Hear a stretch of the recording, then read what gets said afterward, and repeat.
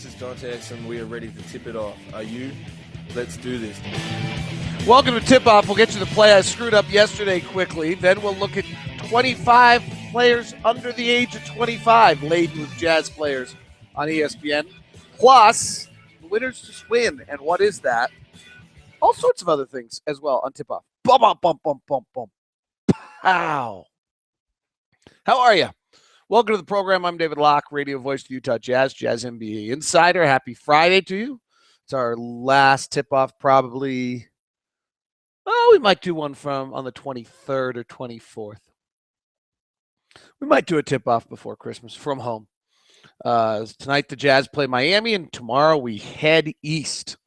Fabulous day yesterday as the Jazz on the Daily Devar headed to the Children's Hospital. There's just a fabulous picture of Bear.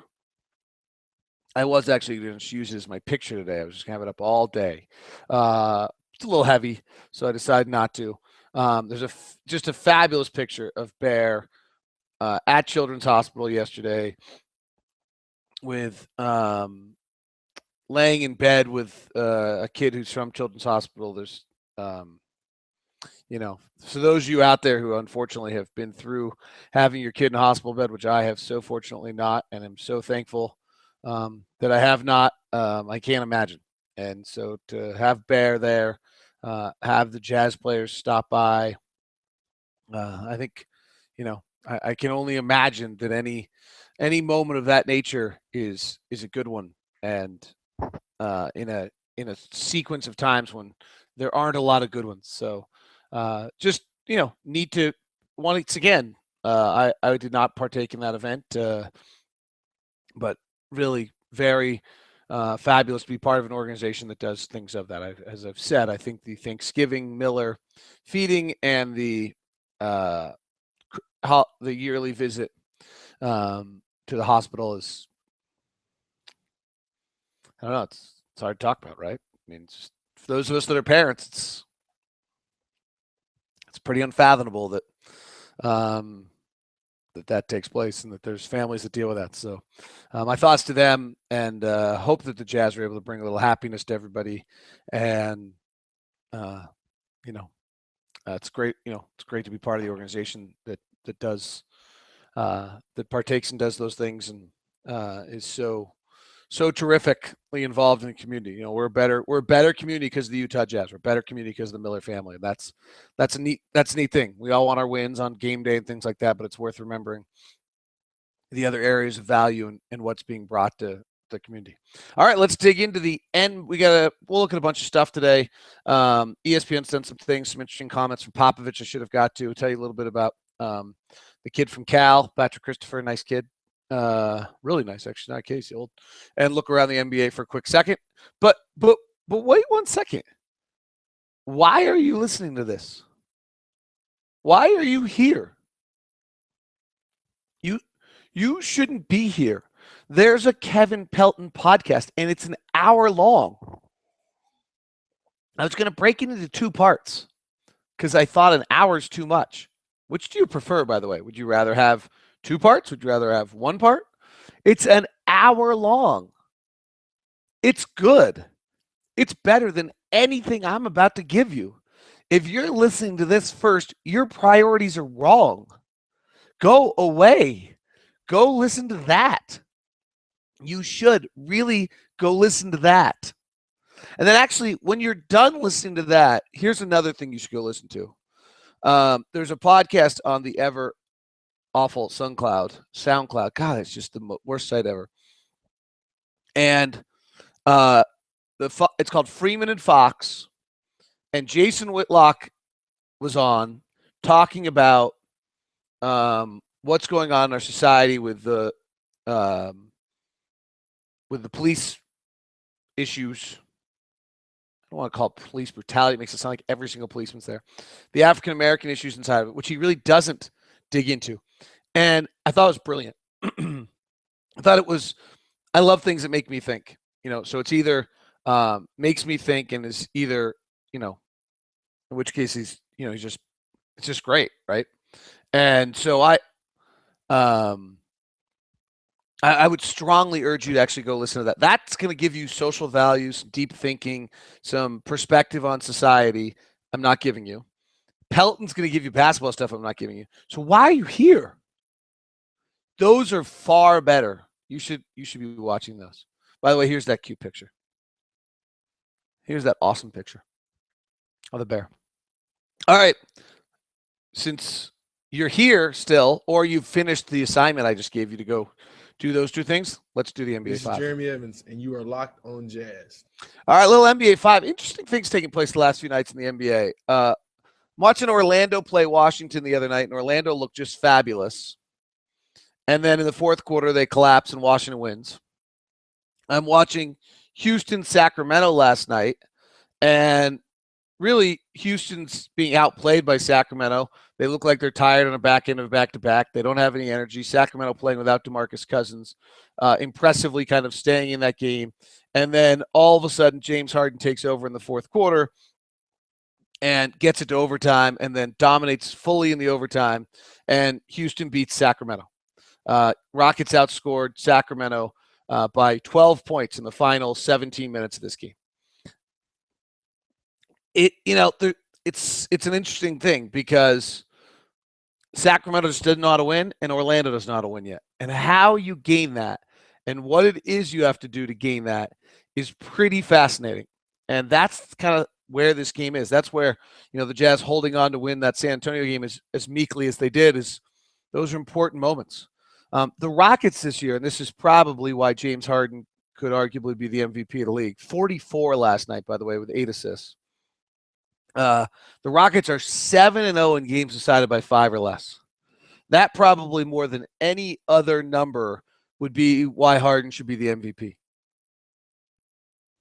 But it's, for all this talk and all these things, somewhat comes down to, I guess, late in games, do you have guys that make plays? Do you have the ability as a unit to make plays late?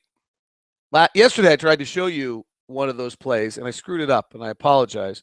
I'm going to quickly go back to it,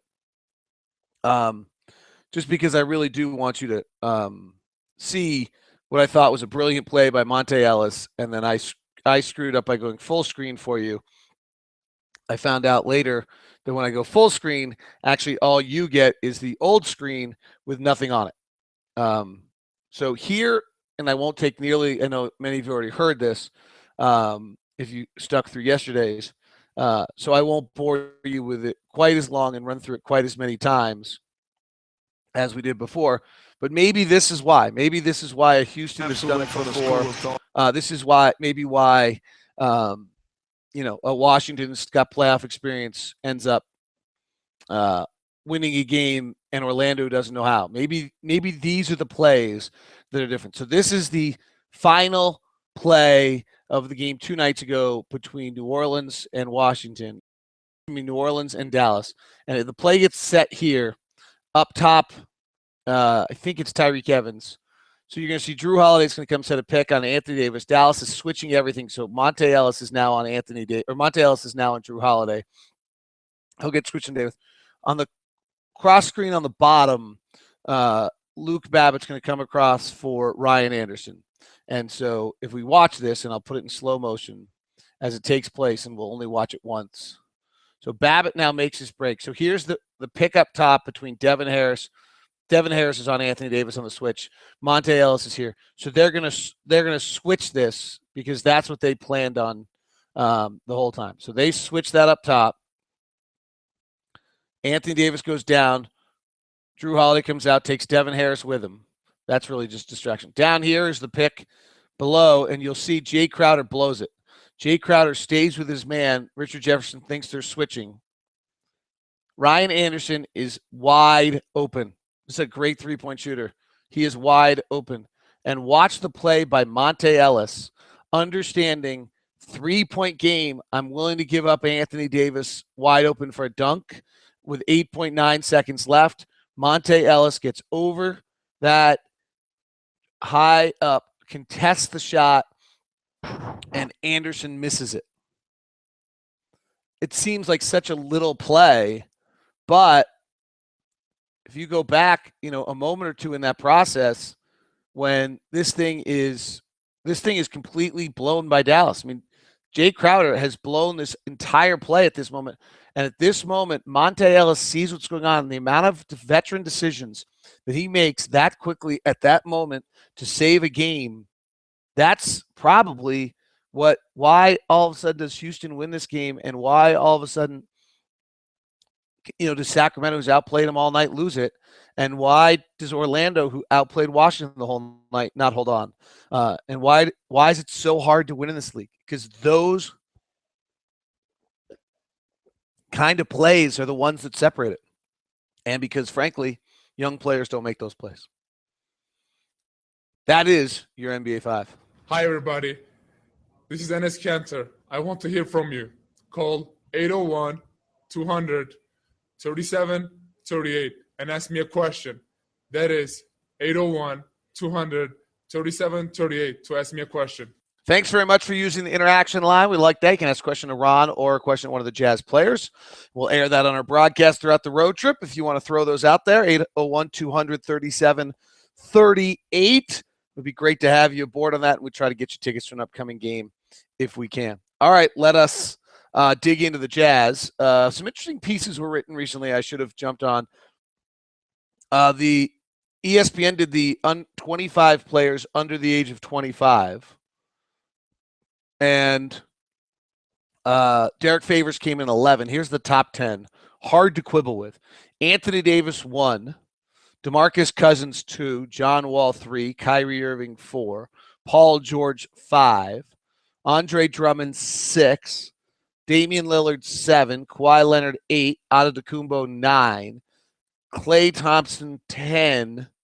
Derek Favors, 11. Gordon Hayward, 12. I have one player in there that I don't like, but I debate that with Kevin Pelton on our podcast, which hopefully you've already heard. You haven't? Then go listen to that now. It's better than this. And he kind of sets me straight. So this seems like a pretty fair ranking. They have Bradley Beal at 13. I actually think Bradley Beal is probably better than either of our guys. After that, they have Joel Embiid, Drew Holiday, Greg Monroe, Jonas Valanciunas, Andrew Wiggins, Nikolai Vukovic, Brandon Knight, Tobias Harris. They might have undervalued Tobias Harris. Julius Randle, Dante Exum at 23, Rubio at 24, and Draymond Green at 25, tied with Jabari. So you have Jabari all the way down at 25. A little surprising. Antetokounmpo is interesting. We're all in love with him. His growth is insane. He's actually an interesting model for Dante Exum. And I think I understand why everybody loves him. There's still a long way to go on that. On Exum, David Thorpe is such a great kind of evaluator of talent, said maybe the best example of upside versus downside in this list, but his abilities are as an athlete, a passer, to suggest a big future. We don't know if he'll be a great scorer, which would lower his ceiling significantly. If he doesn't turn out to be a plus, he's young enough to be on the list for 5 more seasons. And then another of all the players on the Jazz roster, Exum has the highest upside. He is the first steps of a 1,000-mile journey of development, but Antetokounmpo in Milwaukee showed last season the light can turn on sooner than expected. I think that's probably true. Here's what they wrote about Derek. Favors has made a jump as a scorer, which moves him up the list with another year to go. Right now, he's a good defender and can be the team's second best scorer with room to grow. His progression has not happened as quickly as I anticipated, but he's still a high-level rebounder and shot blocker who's making strides on the offensive end. Derek's really playing exceptionally good basketball right now, by the way. I mean, he's shooting about 60%, 18 and 10 over the last 5 games or so. His defense numbers are awful, but it might just be who he's playing with and how it's working. Hayward, they wrote, he'll be 25 in March, so this is the last chance for him to be on it. This is kind of his peak of where he's going to be. Thorpe wrote he's enjoying a career year. As players enter their prime years, can help as an offense, as both a scorer and a passer while bringing great energy to the game, which is not a small thing. Nice all-around talent who can dribble, pass, and shoot, but I wonder whether Hayward can take the next step toward greatness. If he can't, Jazz will need to add someone who can lead them from there. It's interesting. That's come up. I've never thought that Gordon was going to be able to be the number one dog, leading a team to greatness. really those are reserved for 1, 2, or 3 picks. No, I mean, really, if you look around the league, they're reserved for 1 or 2 or 3 picks. There's an exception to the rule here or there. High school kids before high school kids were ready. Foreign players before we knew about foreign players. Yeah, right. Dirk, Kobe, Kevin Garnett. But generally, who are the best players in the league? Punch a bus driver, you drop to 5. You don't drop to 9. And so, when you have that kind of talent. So I've never really thought of Gordon as, that's a little bit of the debate I got with Hans this week is we got to make sure we're not asking Gordon to suddenly be a 29, 5, and 6 guy. It's what we need him to be for us to win, but it's not who he is. It's not a reasonable expectation for him to be able to do, frankly. So I think we have to be a little careful on what we're asking out of him, and for us to win is probably more than's reasonable on a night in and night out basis for Gordon to perform at. Gordon's really, really good, really, really valuable, really, really fabulous, but not, those type of guys there aren't a lot of them in this league. They're really, really few and far between guys that are able to be that kind of guy. I mean, it goes back to what Pop said the other day. Pop said about development, different people get at different times. So maybe Gordon Hayward has a Goran Dragic type year, but notice Goran Dragic's dropped back to kind of who he is. He's not one of those guys.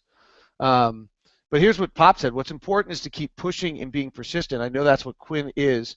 He's going to be persistent. He knows what wins and loses. But things take time to take root, and everyone figures it out at a different time, really. He was talking more. He said this will happen between very good people, very good young players. Quinn knows what he's doing. Dennis is a great leader and really understands the big picture. So it's going to be nothing but hopeful and successful as time goes on. You have to be patient. And I think that those are those are true. And Pop understands how incredibly long and difficult the journey the Jazz are trying to be on. And Pop probably understands how incredibly fortunate he's been to have one of the 5 greatest players to ever play the game in Tim Duncan. A few other quick notes for you. I think the offense might be close. It was not in practice yesterday. It was not a particularly good practice yesterday. But I do think that there's, just watching the film and watching games recently, I do feel like there's a chance that we could see some more aspects of this offense kicking in. We remember the whole talk was that before Christmas, really before January, things could be really, really ugly. Offensively, we could have some really ugly nights and experience nights where just trying to understand this offense. That has not happened quite as much as I think we would have thought. There's been a lot of time spent on it in practice, a lot of work put into it to prevent that. I think it was a significant enough fear that there's been a huge focus to try to get the offense going in Quinn's system, which has so many options and so many things to it. And we're 18th in the league offensively right now. I have a sneaking suspicion that on this road trip or shortly thereafter, we'll see the offense click in a little bit. I would guess the January offensive numbers turn out to be pretty good. Patrick Christopher, we met him yesterday for the first time. Delightful, really sharp. You could just tell, like from the look in his eyes, that he's just in tuned and sharp. And he had a lot of interesting comments about it, that he had to go overseas, make his money. Now he comes back to the D League with that coin in his pocket to try to make the league. It's worked out. He was on an Uber going to the Cheesecake Factory in Des Moines, Iowa, when his agent called to tell him he's being called up, and he understands his role here is to defend. So really, but very enjoyable guy. All right, quickly, I've got to go get my son here in about 3 minutes, but let's see what questions. Let's see. Philip Malone, January 26th, we play the Celtics at home. As you know, Whoa, what just started playing music? I have, something, Salt Lake Tribune website, of course. We play the Celtics home. As you know, January 26th is Australian Day. Did not know that. Do you know or think the club will do anything to celebrate with 2 Aussies on the team? I don't know, but there's a better chance that they will now because you mentioned it than they would have otherwise. How's that? Forrest Scott, whatever happened to Danny Granger and why would he decline so fast? I guess injuries, right? I guess injuries. The other one, I have to look back at what the record of those teams were when he had such good years. Was it a case of him putting up big numbers on a bad team, and then he goes to a good team and he puts up low numbers? I don't think so. He is here with Miami, though. Being the East Coaster, I just want to say thank you for the time and effort you put in to keep the Jazz fans worldwide. Thank you. Appreciate it, Tom. Very nice of you. And from Dominique, our current roster has several players who are excellent. If they are the third best player on our team, do you think committing any further to our current core risks plateauing at a low playoff seed? Do you think they might keeping Ennis or Trey? I mean, finding a star is awfully hard. You just don't find them, and we don't have one right now. Now, did we find one in Dante? And does Dante become that star in 2 or 3 years? Possible. That's the first hope. Is the guy we're going to draft this year possibly going to be that star? That's the second hope. And will rosters turn around in such a way that stars become available and then we move pieces to go get that star is the third hope. But you have to go get that. I think we've proven that Gordon and Derek play the game right with the right intentions, and both could have be parts of very good teams surrounded by the right players. Ennis has got some really special skills. We're going to have to figure out what we're doing with him in the offseason. He's an interesting player. He does some things that are hard to find in this league, and if we're still a few years out, you might decide you pay Ennis because then you maintain the keys to his development along the way. Be a hard guy to give up on in a lot of ways. He's making some strides, and he's still way behind the curve. So, and Trey's got to play better. You just can't be a 35% shooting. Right now Trey's he is better. I mean, let me make sure I clarify this. The way Trey is playing right now, Trey's in the probably bottom 5 point guards, starting point guards in the NBA, if not lower. That's not to say that Trey is a bottom 5 point guard in the NBA. But that's how he's been playing. He's played much better as of late. I mean, so that's looking at the season as a whole. His shooting percentages, 3-point percentage is up. He's going to the free throw line more. He's getting in the lane more. He's breaking the paint. He's actually up on the list of people driving per game. There's a lot of good things going on with Trey right now. They have to happen, though. He's probably got 140 games left to be able to prove he can play in the NBA. And if the next 140 aren't better than the first 90, then he's a backup. Then he becomes DJ Augustine. But I think he's showing all the signs of growth that he can get there. It's also tough on a point guard to change systems in your first years. All right, that is tip-off today. Hope you had a great one. Enjoy yourself. Have a nice weekend. I'll talk to you from... Where will I talk to you from? We will be in New Orleans for tip-off on Monday the 15th. Have a good one.